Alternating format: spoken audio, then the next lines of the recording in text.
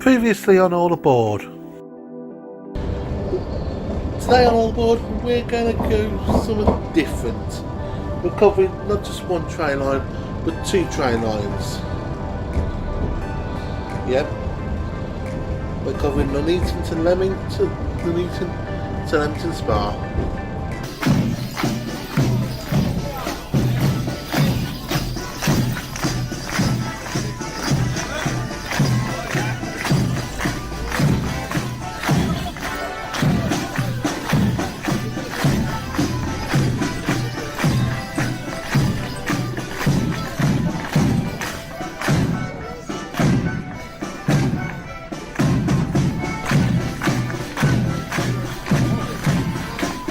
We're just leaving Leamington Station on our way to Coventry via Kenilworth. The line wasn't always single track as originally most of it was double tracked.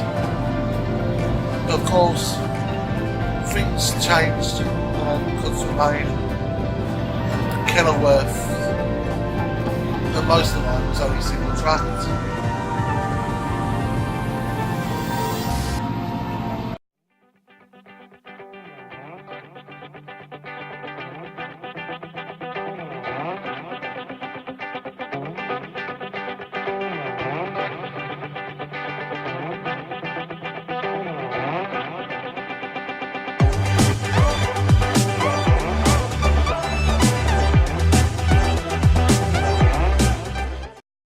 So we're here at Coventry Station, waiting for a train up to Bedworth and Nuneaton.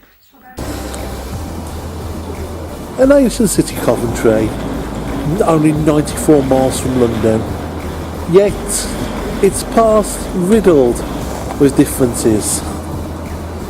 Lady Godiva riding through the town naked, according to the legend, is just one of the things that Coventry has in its past. And of course, Coventry, like Covent Garden in London, takes its name from a monastery founded in the 11th century. That's about 800 years ago. Crikey. My Bradshaws describes Coventry as a town which had a population back in the 1800s of 41,647. Now, of course, that being less than what currently lives in the borough, the city area. Of course, nowadays, though, as I said, Coventry has it's got bigger. When travelling into the city centre, the fine steeples of St Michael and Trinity are the first to strike one in this old city, according to Bradshaws. Now, I haven't seen the cathedrals from here where I'm sitting in the train station because of the modern building works in the city. Of course, again, things change over time. I mean, if it wasn't for Adolf Hitler and his Nazi Germany, Coventry wouldn't have had to undergo a significant reconstruction programme. Back in the 19th century, according to my Bradshaws, which I've got, yes, I'm no Michael Portillo, but I mean, the Bradshaws Guide does hold some significance in the way that the rail network is nowadays. I mean, if it wasn't for the London and North Western Railway, we wouldn't have had the Coventry train station, we wouldn't have had a line from Rugby through to Birmingham and Stafford via Wolverhampton. So the LNWR got subsumed into the London, Midland and Scotland Railway back in the groupings following the Second World War. Going back to the bombings that Hitler did, it really did affect the people of Coventry as Michael Portillo found out whilst on Great British Railway journeys.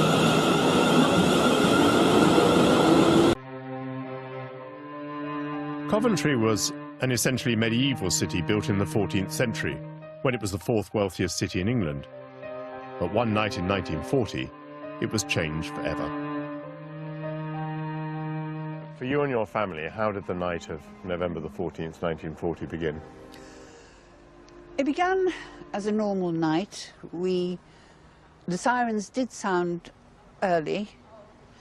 I think it was probably about 7 o'clock, but we were then being prepared to go to bed. And we just went straight into the shelter as a normal night. But as we found out later, it was not to be a normal night. Instead, it marked the start of a German bombing operation called Moonlight Sonata. You could pick the sound of the German planes up. Their engines were vroom, vroom, a humming noise. So you knew instantly that they were not English planes. You could hear the bombs whistling down, and the explosions were horrendous. And you could smell the dust, you could chew the dust. And it was a very horrendous night. It was one of the worst bombing raids on Britain of World War II. 600 planes bombarded Coventry for 6 hours, by which time most of it had been blown to smithereens. What impression did the devastated city make on you? Horrendous. Of course, my mother kept us sort of closer because of everything that was going on. But we had to learn to live, and we had to readjust. It made us all grow up. We all grew up very quickly. 500 people died on a night that Judith will remember forever. As I say, these memories will be with me for the rest of my life. You once picked your way through the rubble of this city, and now you see it rebuilt. How do you feel about what you see now? I love it. It's beautiful. And, you know, those old memories are still there, but with everything, you have to move forward.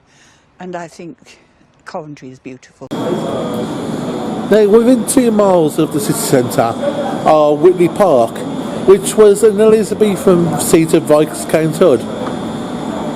6 miles away now, you've got Kenilworth Castle, which is not far from Kenilworth train station, which we passed a few minutes ago in the show, which we call it a few minutes in the show. The road of which was along a noble avenue of noble trees. The gatehest of which should be visited, by the way, on account of the large sculptured mantelpiece in here. So yes, there does, back in Bradshaw's days, there was remains of an abbey at Berkswell, seat of Sir John Wilmot Bath, which is Canaletti's view of London. Now on All Aboard though, we're going to head up to Nuneaton and have a look around the station there. See you in a bit. So yeah, we're just basically part Coventry, and well, again it's class 153, which is normally allocated, and the service, the seats on this train are a bit hotter than the other one, which is great. So yeah, Coventry didn't get suffered really badly, thanks to improvements such as the ring road, the continual works to improve the centre and generally the surrounding area. The rail line, however, has not had much improvements, despite it being used quite a lot for freight.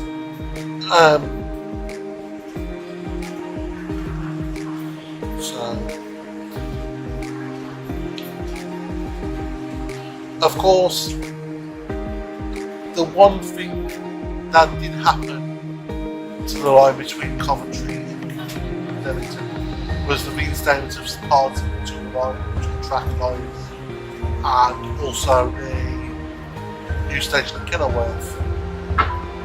We're now hopping on board to go. 12:42 West Coast Road Service 2 minutes to Woodcock in Coventry and Bedworth Bermuda Park, scheduled to run between 8 and 39. So yeah, basically on this line, we've had two new stations, Coventry Arena and Bedworth. No, sorry. We've had two new stations, Coventry Arena and Bermuda Park. Coventry Arena being in the Network West Midlands area, and Bermuda Park being near the Nuneaton end. However, the line did have more stations. They didn't have a station at Bermuda Park originally or at Coventry Arena, as it had stations in different places. The original stations were at Longford and Exhall. Of course, nowadays those stations don't exist. They were shoved in the Beeching Cuts. Another station which was on the line was Froeshill and Cowden Road. Bradshaws describe all four stations as relatively unimportant, and they're quickly passed.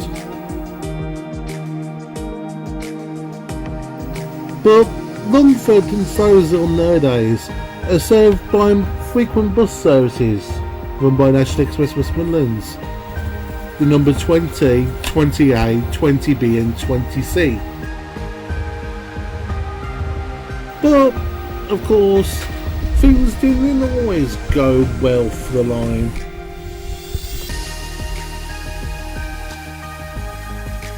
In the 1850s, the Sponheim Viaduct, which is just outside of Coventry, collapsed, resulting in trains terminating at Froeshill or Cowden Road, and then returning back from there up to Nuneaton. Nowadays though, if trains have problems and the line closes, really, the line's stuffed.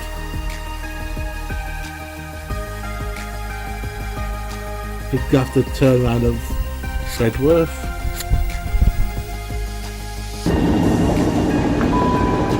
Our next station call is Coventry Arena.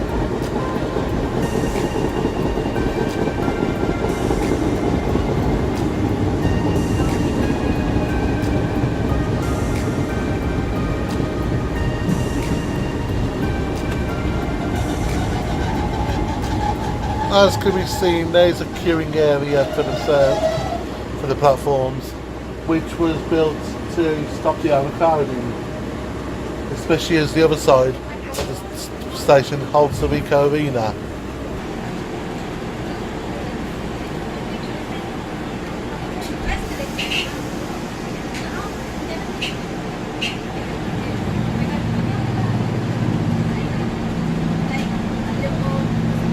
When they're departing Coventry Arena, intending to head now up to Bedworth.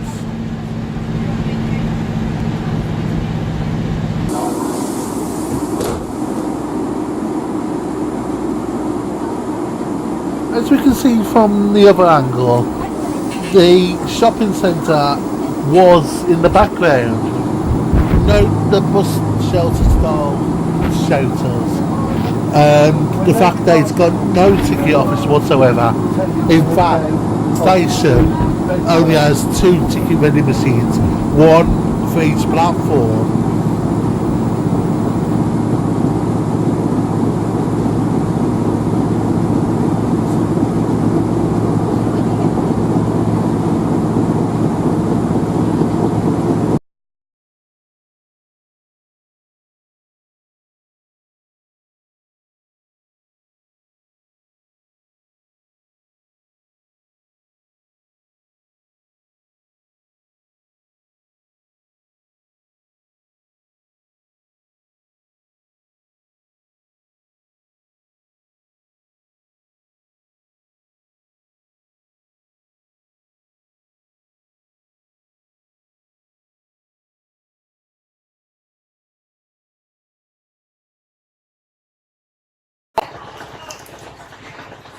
The line between Coventry and Nuneaton, despite being shut by Dr. Beeching, reopened in 1980 following the Spilo Act. Nowadays, however, it's more thriving than what it was, with a regular hourly service pattern and Sunday services as well. No arriving at Yep, we're now low at Bedworth. Bedworth being one of the towns that, it's not in Coventry, yet not in Nuneaton. However, administratively, the council comes under Nuneaton and Bedworth, part of the Warwickshire County Council.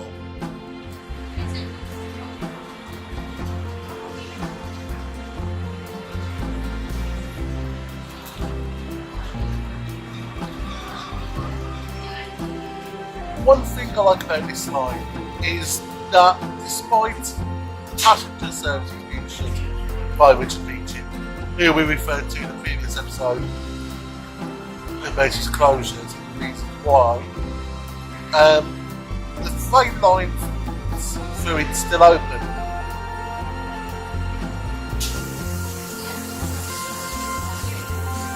Of course,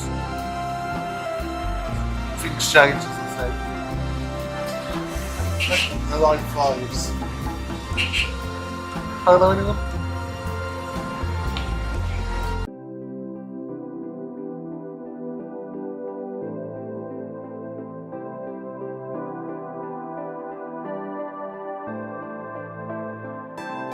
Now, one of the things I do realise about Bedworth is that it's quite historic in a way.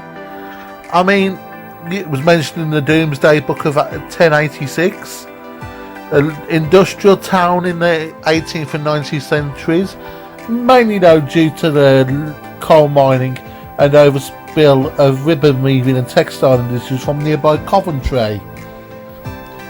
But there's some traditions in Bedworth that still happen, such as the constant Armistice Day celebrations on the 11th of November, even though nowadays most towns have their Armistice Day on the nearest Sunday.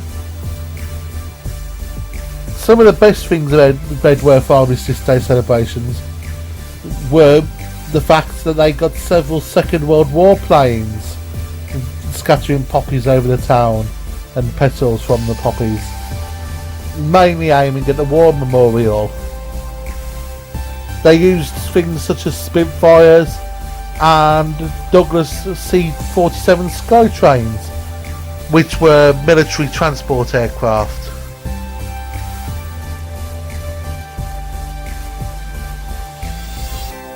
One specific person who kept the tradition alive was a gentleman named Frank Parsons, who was a former Royal Marine. He died in 2011, but his work over the 25 years prior to his death not only kept Bedworth's tradition unique in the United Kingdom alive, but also lent significant weight to the campaign to move Remembrance Day back to the 11th of November. Several notable people have lived in the Bedworth area, such as Conrad Keeley of the American rock group And You're Noticed by the Trail of Dead, Olympic gold medalist Nick Skelton, who also won the Hickstead Derby and European show jumping championships, and Coventry City footballer Lee Hurst, who had to retire from playing due to injuries caused during a training exercise on an assault course. One more resident that's of note is the author George Eliot, who we will be talking about later in the episode. Another thing I do like about Bedworth is the area known as the Nook, which is sort of like a marshy area surrounded by nature, mainly in a residential area of town. The lake there does offer some good, excellent views. The causeway, dating back to the 1800s, being able to walk through, follows the site of a path which existed prior to the Ordnance Survey mapping. It's really nice. Despite the passenger services being shut by Richard Beeching, who we referred to in a previous episode, the basis closures and the reasons why, the freight line through it's still open.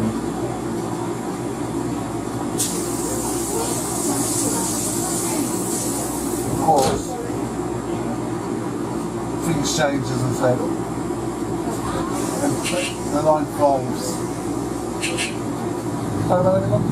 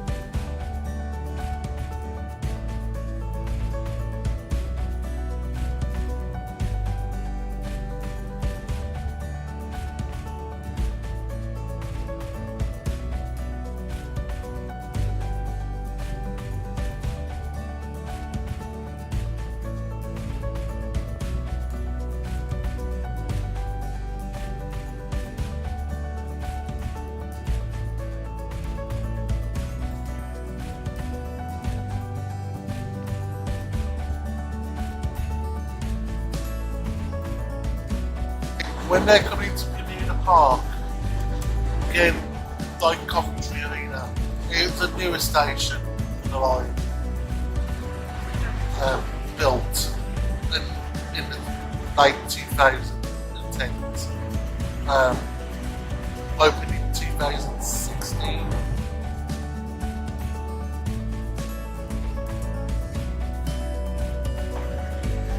The funding did overrun for both these stations, causing problems.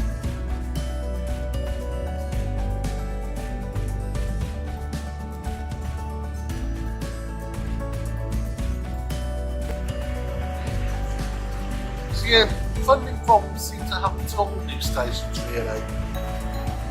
Of course, nowadays though, it's to be expected. Network fail, they have funding problems all over the place. Transport. As we think could happen.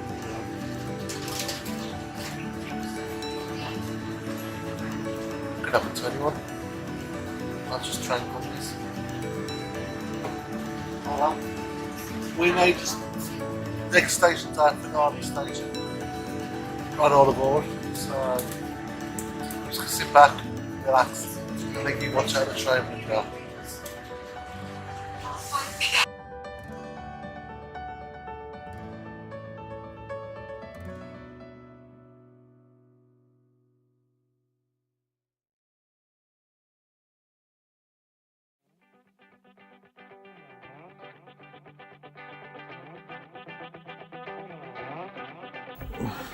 Nuneaton in Bradshaw's days was a telegraph station with a market day on Saturday and fairs 3 times each year.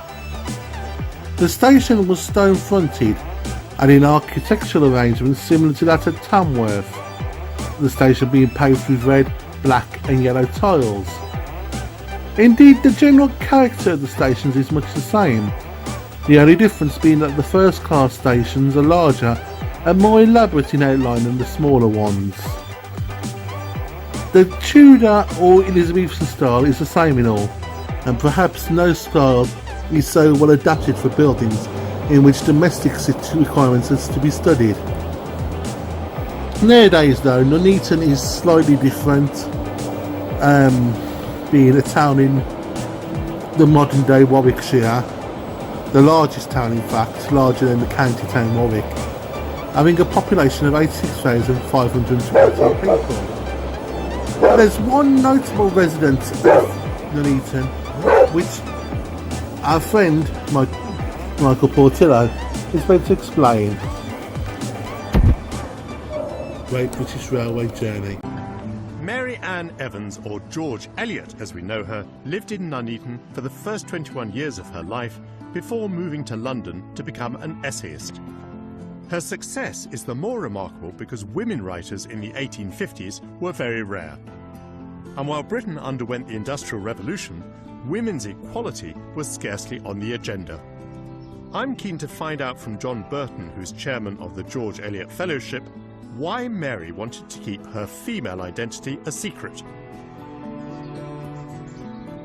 Why did she take a man's pen name?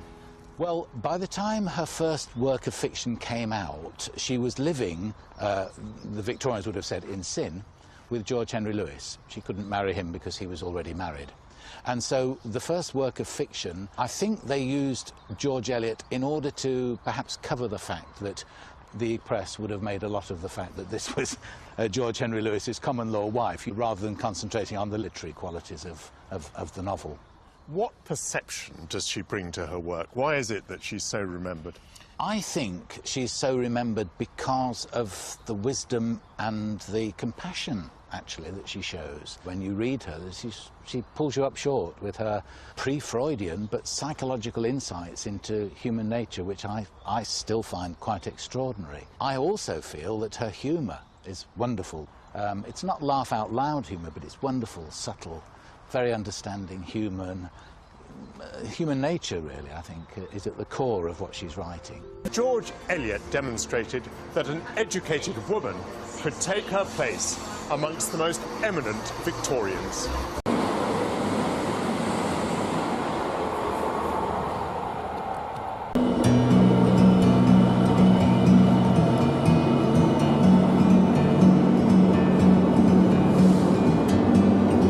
So yeah, the Nuneaton to Coventry and Leamington to Coventry lines are quite interesting in their history. So interesting, in fact, that they do have various similarities. Both were affected by the beaching cuts. Both end up in Warwickshire. So both of them also were built by the London and North Western Railway Company. But that's all we have time for today, folks. Join us again on Christmas Day for our season finale, where we take on the West Midlands Rail Challenge. Until then, see you then. This is Tom, signing off. Another episode of World War.